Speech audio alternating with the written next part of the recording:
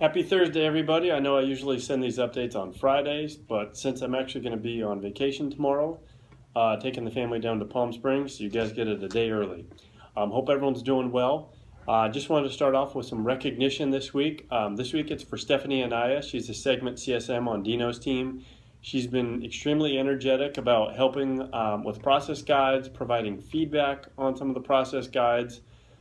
She also volunteered to be part of the newly created CSM specific GRT core team to help out, on future planning. We got to do with training for our team, and so just really appreciate all the energy she's had lately. A couple of tips and tools for you. Following last week's update where I gave you the Control C, X, and V keyboard shortcuts, I figured I'd just go ahead and send you a link to, it's a pretty big list, but it's all of the Microsoft keyboard shortcuts you might use. So take a look. You might find something in there that helps you reduce the amount of time you spend clicking. And obviously anything we can do to reduce the amount of time with our mouse is better for reducing ergonomic risk. So take a look at that. Also just, reminder, you can follow anything you want in Energy Insight. So take a look. You might tell your reps that you're working with in your offices to, hey, don't forget you can follow issues or other things, and that way as you guys are making changes or updates to those issues, the reps will see those. So just spread the word in your office on that one if you don't mind. A couple action items. I have heard on occasion from reps as I go around and talk to people and say, how's it going? How are the projects coming along with the CSM team? I'm getting a ton of positive feedback, so I really appreciate all the work you guys are doing. I have had a couple where they said, the issue I submitted, the CSM completed it, but they really actually didn't complete what I was asking for. I don't know if they didn't read the description of the issue or what. So my just request for each of you as an action item is, consider practicing three-way communication. You're going to get the issue from the rep. Take a look. Make sure it's clear what they're asking for. If it's not, message them and say, hey, I just read a 2-paragraph thing. I still don't know what you want or what the customer wants. Make that clear. And so just send them a quick chatter message and say, I took a look at your issue. I'm going to work on it. I understand that I need to do A, B, and C. And hopefully, they'll get that as a message and can respond if that's, not what they're looking for. But remember, it's all about communications. The other thing is just an action item to make sure you get your development plans written in the new iConnect system. I actually like it. It's pretty easy to use, but let your supervisor know if you need some help using the iConnect tool. One thing I did want to mention is that it basically splits it into what's the general thing I'm working on. So it could be to improve time management skills. And then the other piece is how am I going to do it? So specific actions, it might be actually attending a time management course. So you really want to be clear on what do I want to try to learn, what are the action items. And try to pick something. They don't all have to be work related. It could be personal. I actually know someone who was a director last year. They put getting their pilot's license in there. So, try to make it something interesting to you, probably around work, but it could be things you want to develop within your own life as well.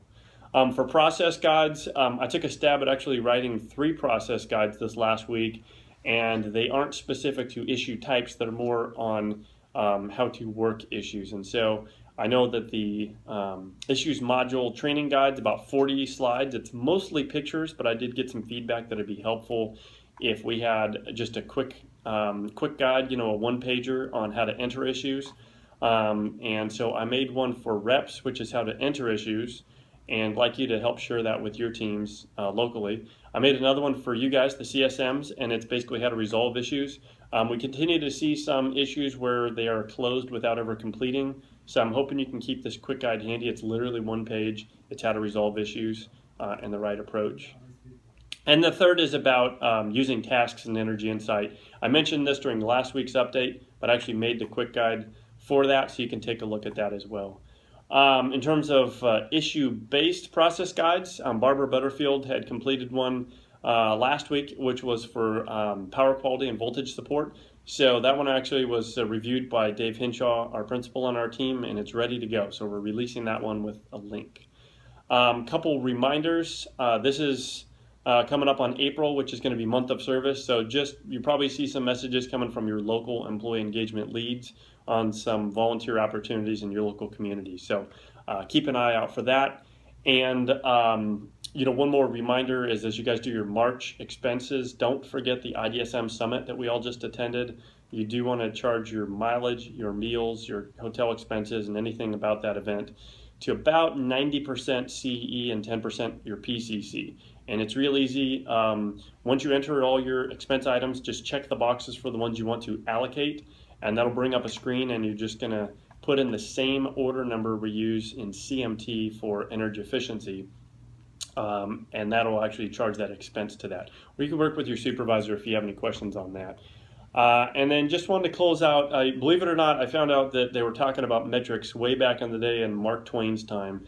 And he actually had a quote. He said, if the metrics that you're looking at aren't useful in optimizing your strategy, then stop looking at them. So I know I've talked about all these different things we want to measure. We're just about at the phase where we're going to be putting a lot of those into play, where we'll be able to see, how we're doing on all these things we're going to measure. I hope over time we're going to learn what are the things that do make sense to continue to measure versus the things we thought, hey, maybe those would be great. It turns out we don't learn anything from them. But as an example, I really hope we can use those metrics to get some of the tools for each of you that you need. And I think all the time about how many usage requests we're getting for interval data or just normal monthly usage summary data. And by putting in how often we're receiving those issues, we'll now have the data to show the labor savings by implementing an auto usage history report in the future that could just send it out to the customer every month without them even asking for it. So by putting in these issues and documenting everything, that's how we'll get some of the things we need in the future. That's it for me this week. I hope you all have a safe and fun Easter weekend with your family. Take care.